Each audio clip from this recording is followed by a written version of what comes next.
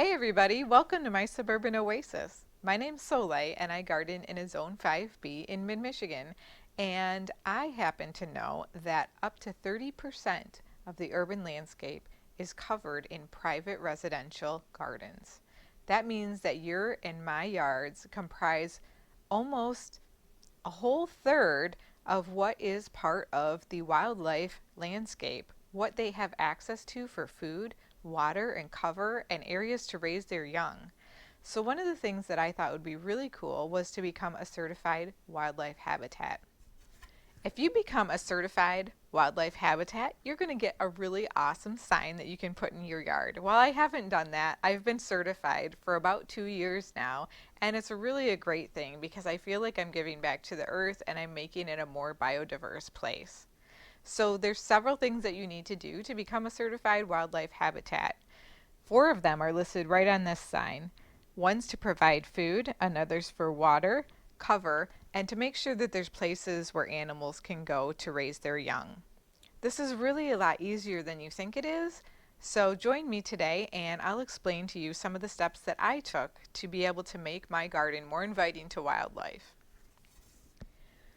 One of the things that the urbanization of land has done is it's cut off little spaces and corridors for animals to be able to go through the different corridors that they need within our landscapes to be able to get to their food and their water.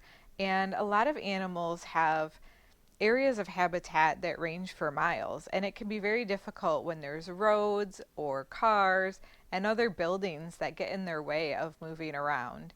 So it really helps when they have small pockets of food or water that can help to get them from one place to another. So for me, that means that, again, I created a certified wildlife habitat. I now have all sorts of animals in my garden, big and small. I have deer, which sometimes I love and sometimes I don't. They will eat some of my food, but I've come up with, or some of my plants, but I've come up with ways to help prevent them from eating all of it. I have rabbits, super cute. Again, they really love to devour some of the things in my garden, but I don't mind so much because it's really great to have them as part of the food chain and as part of the biodiversity in my area. I have frogs, I have millipedes, I even have other things like foxes in the way back. I have things like what else do I have? I have voles, I have mice. I can see all sorts of different things. And this includes things like pollinators, right? So a lot of people have given a lot of attention to pollinators like butterflies and bees and trying to ensure that we have pollinator havens. But it's more than that. We need the whole food chain to exist in order to create beautiful gardens. What would our gardens be if our flowers were unable to flower because there wasn't enough biodiversity in the soil? Or if we weren't able to produce things that we needed all of the rabbits and the deers around for. So let's talk a little bit about what we can do to create areas of food in our garden. Well, we can start by planting lots of different plants that help with creating food. So some people tend to think of creating food through vegetable gardens, but there's lots of other ways. One way is to start with the soil. In the soil, we have lots of different biodiversity. We have things from worms to nematodes, frogs, we have salamanders and slugs. All of those things are necessary for a really rich and biodiverse earth. That includes things like mushrooms.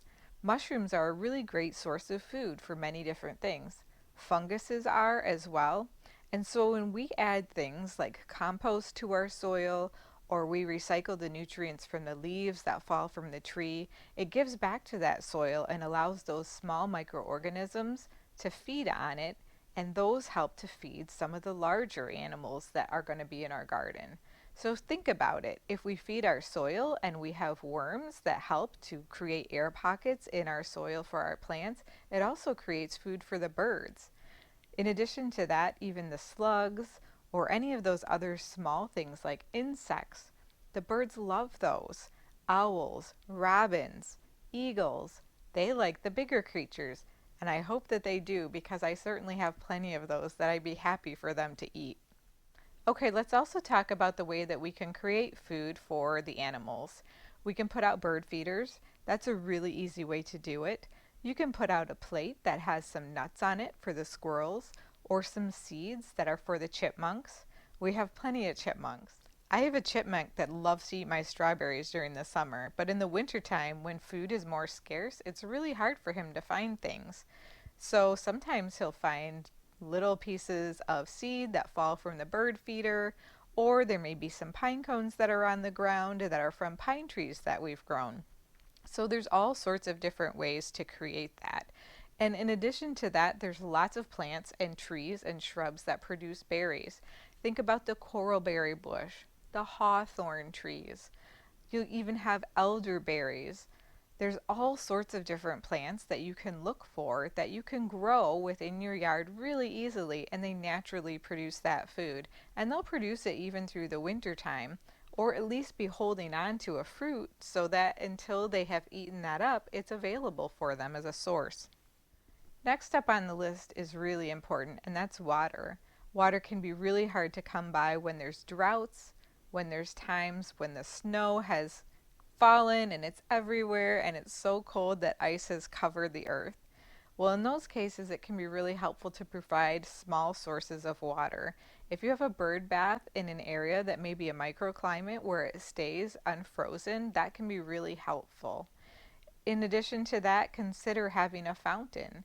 We have a fountain that helps to provide water all throughout the year until it becomes winter time. We do cover it in the winter, but it provides a great source of water, a bird bath, and a place where some ravens can even come and wash their food.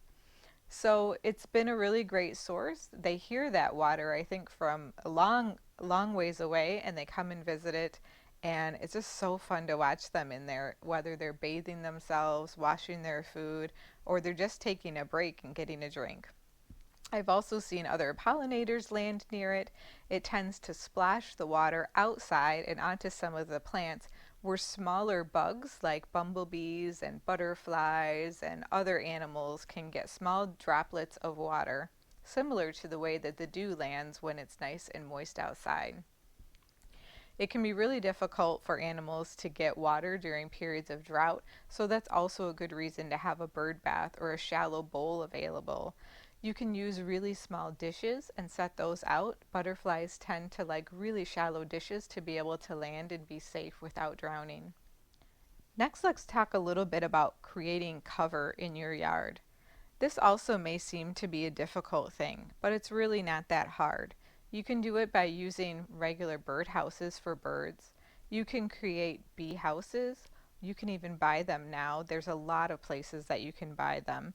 And in addition to that, just think about the natural habitat that you use by gardening. So, for instance, in my yard, we have a lot of arborvitaes. When we have arborvitae trees that go down to the ground, it creates a great deal of cover. We found cardinals' nests in there. We find bunnies hiding underneath of them. It's just a great place when birds or small animals are looking for cover from other predators or from extreme weather to be able to get out of the way. So think about creating brush, maybe dense or heavier planting areas so that there's not quite as much open space that allows them a place to rest and look around before making sure that they can get on to their next spot. Cover eases our way into talking a little bit about places to raise their young. So these can be looked at similarly because birdhouses can provide cover and they can also provide places to raise young. Bushes are a great place for birds to find cover, looking around, watching for predators, and then darting out to be able to get their next meal. But also, it can provide a place for them to raise young. They can create birds' nests within the bushes. The same can be said for trees. Squirrels often make their nests in trees. You'll see them way high up at the top with a nest of leaves. It's also good to leave leaves about throughout the winter because it's a really good place for insects and other really small animals to overwinter. Some of them will lay their eggs under the leaves. The leaves can be used by squirrels for nests. They can also be used as insulation for many different animals. Another way that I like to provide habitat is in my way back garden. I have piles of sticks back there, and while I call that a sense of hugelkultur, which is using some of the natural structures to create mounds, It actually helps to serve as cover, places where I see the animals darting in and out with their um, little edibles that they have found throughout the yard, and they create nests in there, and it's a great place to stay safe and stay warm throughout the winter. When you have things like rabbits and foxes and eagles and ravens all within the same area, it's a really wonderful thing to be able to look out your window and enjoy the wildlife. So you may say to yourself, Soleil, if I put all of this together and I have all of this wildlife in my garden, what am I going to do when they come and they eat all of my plants? Well, there's lots of ways to protect your yard from wildlife after you've invited it in. So, making sure that they have things that are available that you want them to eat. I plant some things like lilies that I don't really care if they eat in areas of my yard that are less visible, and then I simply protect things like my hostas or my hydrangeas by using deer repellent sprays. I have a great backpack sprayer that I've used, and I walk around and spray them, and it's a really simple way to keep the deer and the rabbits and other things away from the plants. But for the most part, I welcome them to my garden. I enjoy seeing them.